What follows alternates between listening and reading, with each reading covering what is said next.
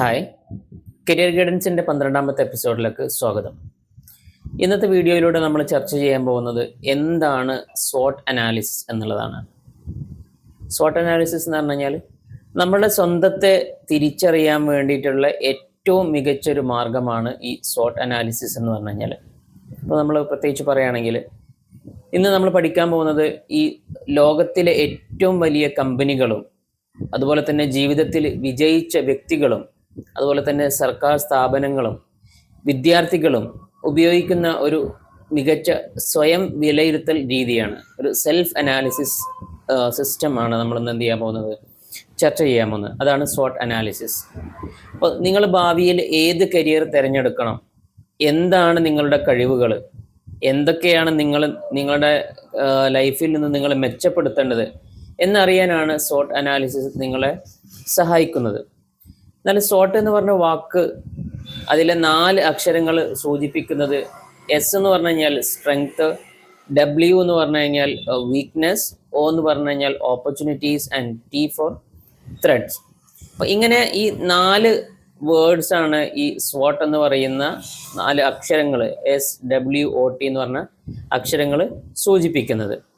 ഇപ്പോൾ എക്സാമ്പിളായിട്ട് പറയുകയാണെങ്കിൽ ഇതിപ്പോൾ നിങ്ങൾക്ക് സ്വയം ചെയ്യണമെങ്കിൽ ഈ ക്ലാസ് കേൾക്കുന്നതോടുകൂടി നിങ്ങൾക്ക് ചെയ്യാൻ പറ്റും. ഒരു സ്ക്വയർ വരച്ചിട്ട് 4 പാർട്ടാക്കി മാറ്റാം. അതിലൊരു ഭാഗത്ത് സ്ട്രെങ്ത് എന്ന് എഴുതാം, രണ്ടാമത്തെ ഭാഗത്ത് വീക്ക്നെസ് എന്താണെന്ന് എഴുതാം, മൂന്നാമത്തെ ഓപ്പർച്യൂണിറ്റീസ്, 4ാമത്തെ ത്രെഡ്.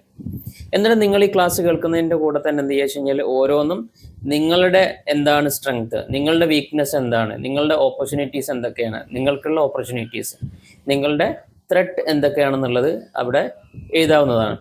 ഞാൻ ഓരോന്നും വിശദീകരിക്കുക. അപ്പോൾ വിശദീകരിക്കുന്ന സമയത്ത് ഒന്നുകൂടെ നിങ്ങൾക്ക് എന്താവും, കാര്യങ്ങൾ കൃത്യമായി മനസ്സിലാക്കും. എന്നിട്ട് അതിനുശേഷം നിങ്ങൾക്ക് ഫില്ല് ചെയ്യാവുന്നതാണ്. ഒന്നാമതായിട്ട് നമുക്ക് സ്ട്രെങ്ത് എന്താണെന്ന് എടുക്കാം. എന്താണ് സ്ട്രെങ്ത്? സ്ട്രെങ്ത് എന്ന് പറഞ്ഞു കഴിഞ്ഞാൽ നമ്മളെ മറ്റൊരാളിൽ നിന്ന് വ്യത്യസ്തനാക്കുന്ന നമ്മളിലുള്ള കഴിവുകളും ഗുണങ്ങളെയുമാണ് സ്ട്രെങ്ത് എന്ന് പറയുന്നത്. ഇപ്പോൾ നിങ്ങൾ എന്താണ് നന്നായി ചെയ്യാൻ കഴിയുന്നത്, നിങ്ങൾക്ക് അപ്പം നമുക്ക് ഏറ്റവും നന്നായിട്ട് ചെയ്യാൻ പറ്റുന്ന കാര്യങ്ങളുണ്ടാവല്ലോ, അത് നമ്മൾ സ്ട്രെങ്ത് ആണ്. ഇനി ചില കാര്യങ്ങൾ ചെയ്ത് കഴിഞ്ഞിട്ട് നമ്മളോട് മറ്റുള്ള ആളുകൾ പറയാണ് നീ ഇന്നത് ചെയ്തത് നന്നായിട്ടോ, അത് നല്ല സൂപ്പറായിട്ടുണ്ട് എന്ന് പറയുമ്പോൾ അത് നമ്മുടെ സ്ട്രെങ്ത് ആണ്. അതുപോലെ തന്നെ നമ്മുടെ സെൽഫ് കോൺഫിഡൻസ് വർദ്ധിപ്പിക്കുന്ന കാര്യങ്ങൾ, അങ്ങനെ ഒരുപാട് കാര്യങ്ങൾ എന്താണ് സ്ട്രെങ്ത്തിൽ വരുന്നതാണ്. അതായത് നമ്മളുടെ കഴിവുകൾ, മറ്റുള്ളവരിൽ നിന്നും നമ്മളെ വ്യത്യസ്തനാക്കുന്ന കഴിവുകളെയാണ് സ്ട്രെങ്ത് എന്ന് പറയുന്നത്.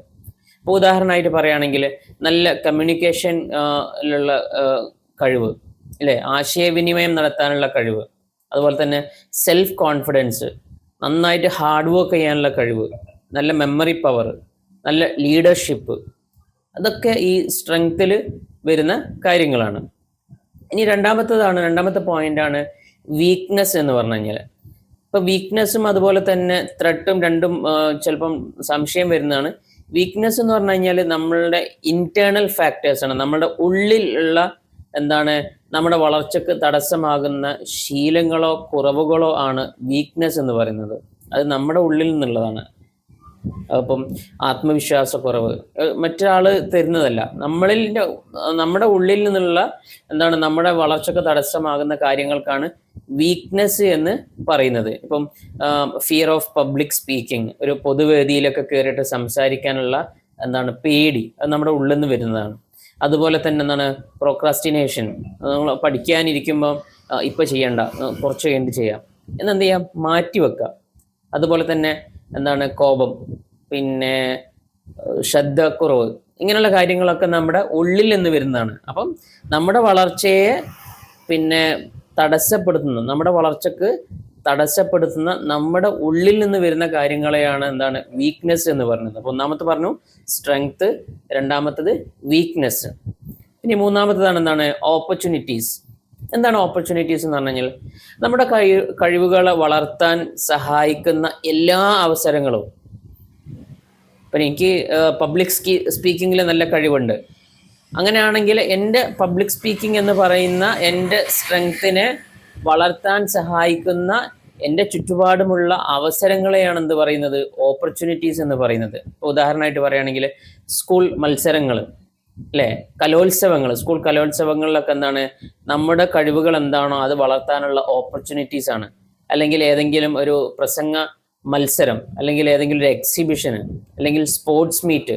അപ്പോൾ നമ്മുടെ കഴിവുകൾ ഏതൊക്കെയാണോ അതിനനുസരിച്ച് നമ്മുടെ കഴിവുകളെ വളർത്താൻ വേണ്ട എന്താണ് എല്ലാ അവസരങ്ങളെയാണ് എന്ത് പറയുന്നത്, ഓപ്പർച്യൂണിറ്റീസ് എന്ന് പറയുന്നത്. ഇനി നാലാമത്താണ് ത്രെഡ്സ്, വെല്ലുവിളികൾ അല്ലെങ്കിൽ ഭീഷണികൾ. ഞാൻ നേരത്തെ പറഞ്ഞു, വീക്ക്നെസ് എന്ന് പറഞ്ഞു കഴിഞ്ഞാൽ നമ്മുടെ ഉള്ളിൽ നിന്ന് വരുന്ന കാര്യങ്ങളാണ്, ഉള്ളിൽ നിന്ന് വരുന്ന തടസ്സങ്ങളെയാണ് വീക്ക്നെസ് എന്ന് പറഞ്ഞത്. എന്നാൽ ത്രെഡ്സ് എന്ന് പറയുന്നത് അത് പുറത്തുനിന്ന് വരുന്നതാണ്. നമ്മുടെ വളർച്ചയെ പിന്നെ നമ്മുടെ ലക്ഷ്യത്തിലെത്താൻ തടസ്സമാകുന്ന ബാഹ്യമായിട്ടുള്ള കാര്യങ്ങളെ ആണ് എന്ത് പറയുന്നത്, ത്രെഡ്സ് എന്ന് പറയുന്നത്. ഇപ്പോൾ എക്സാമ്പിളായിട്ട് പറയുകയാണെങ്കിൽ, ഒരാൾക്ക് ഡോക്ടർ ആവണം. അപ്പോൾ ഡോക്ടർ ആവണം എന്നുള്ളതാണ് അയാളുടെ ആഗ്രഹം. അപ്പോൾ അയാളുടെ ആ ഡോക്ടർ ആവണം എന്നുള്ള ആഗ്രഹത്തിനെ തടസ്സപ്പെടുത്തുന്ന അയാളുടെ വീക്ക്നെസ് എന്ന് പറയുന്നത് പ്രോക്രാസ്റ്റിനേഷൻ ആണ്. അയാൾക്ക് ഇങ്ങനെതാണ്, ഇപ്പം പഠിക്കേണ്ട, കുറച്ച് കഴിഞ്ഞിട്ട് പഠിക്കാം. അപ്പം അങ്ങനെ അയാളുടെ ഉള്ളിൽ നിന്ന് തോന്നുന്ന കാര്യങ്ങളെ എന്താണ് വീക്ക്നെസ് എന്ന് പറയും, അല്ലേ? അപ്പോൾ ഉള്ളിൽ നിന്ന് അയാൾക്ക് തോന്നുന്ന കാര്യങ്ങൾ എന്താണ്, പിന്നെ ഇപ്പം പഠിക്കേണ്ട ആവശ്യമില്ല, കുറച്ചുകൂടി ആയിട്ട് എന്ത് ചെയ്യുക, പഠിക്കാനാണ്.